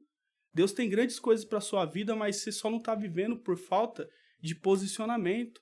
As coisas só estão começando a acontecer, eu sou de Jesus, não quero saber, só está chegando muito longe porque eu me posicionei. É isso que eu quero para minha vida e já era, não quero mais saber de outra coisa. Isso também se aplica no seu casamento, se aplica no seu trabalho. Você tem que ter certeza do que você quer. Se você ficar em cima do muro, pô, agora eu vou fazer isso, agora eu vou fazer aquilo, falta de constância, nada vai acontecer. Então você pode ver os maiores nomes, tanto dentro do reino quanto fora do reino, no ambiente cultural, pop, qualquer coisa empresarial, foram pessoas que tiveram certeza do que elas queriam. Constância, eu quero isso e já era. Eu vou sofrer aqui por um tempo? Vou, mas eu acredito no que eu tenho, eu acredito no que eu carrego. Então, identidade e redenção são as 2 principais palavras que Deus tem me dado e, pelo menos nessa minha volta, é o que eu mais vou escrever agora. Identidade e redenção. Você saber o que você quer e você saber que você é digno de você voltar para a casa do Pai. Você não precisa de aval de homem nenhum. Só volta, cara. Você não precisa de uma pessoa para falar, você pode. Não. É Jesus Cristo, você e Deus. Isso o pastor Tom me passou essa visão. Eu falei, pastor, eu quero voltar a fazer música cristã, cara, mas como é que vai ficar? Eu fiz tanta coisa fora, eu preciso de alguém pra me abençoar, sabe? Tinha que jogar um óleo ungido assim. Você está ungido, agora você pode voltar a fazer música cristã. Não é, cara. Você já tem o aval do Pai, cara. Tá tudo disponível aí. É você e ele. E é isso, cara. Essa é a ideia. Boa. Vou deixar uma frase final aqui também. Você falou sobre identidade, né? Tava conversando. A gente fez um evento sobre identidade para jovens recentemente. Uhum. E uma das coisas que a gente compartilhou lá, que o o pastor Daniel falou comigo, a gente compartilhou lá, quando você sabe quem você é, você não aceita fazer qualquer coisa. É isso. Então, quando o jovem que tá no mundo, que tá na igreja, sabe quem ele é, e quem ele é em Deus, ele não vai aceitar qualquer coisa. Sim. Ele vai aceitar só as coisas do reino, ele vai aceitar só aquilo que glorifica a Deus. E faça com amor, né, cara? Quando você aceitar as coisas do reino, faça com amor, com maior carinho e zelo, né?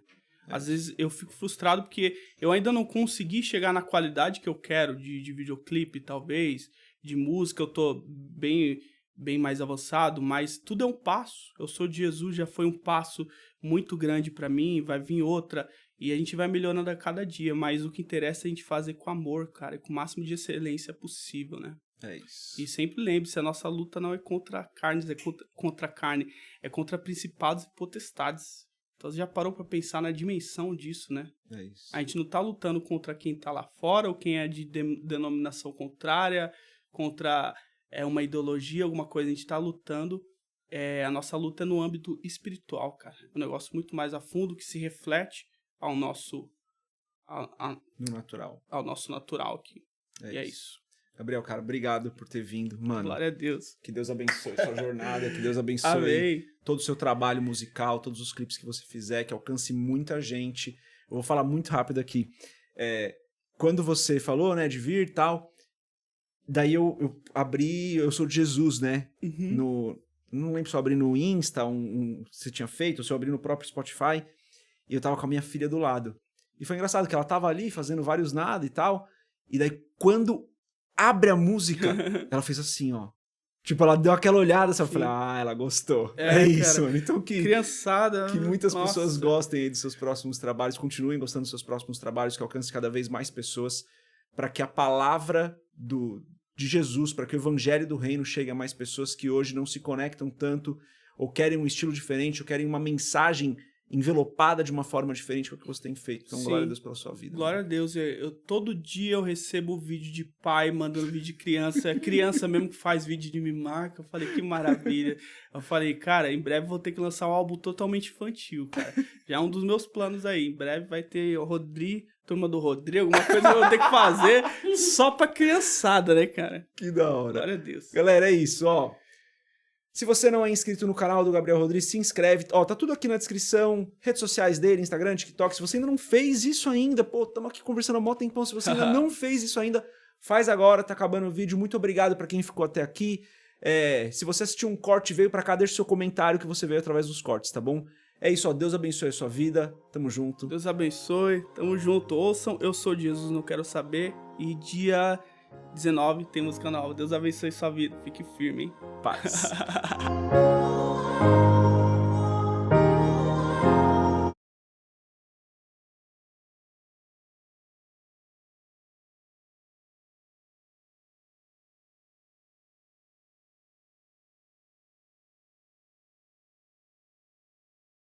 Deixa eu só perguntar, você tem expectativa de quanto tempo, mais ou menos? Uma hora e meia, 2 horas?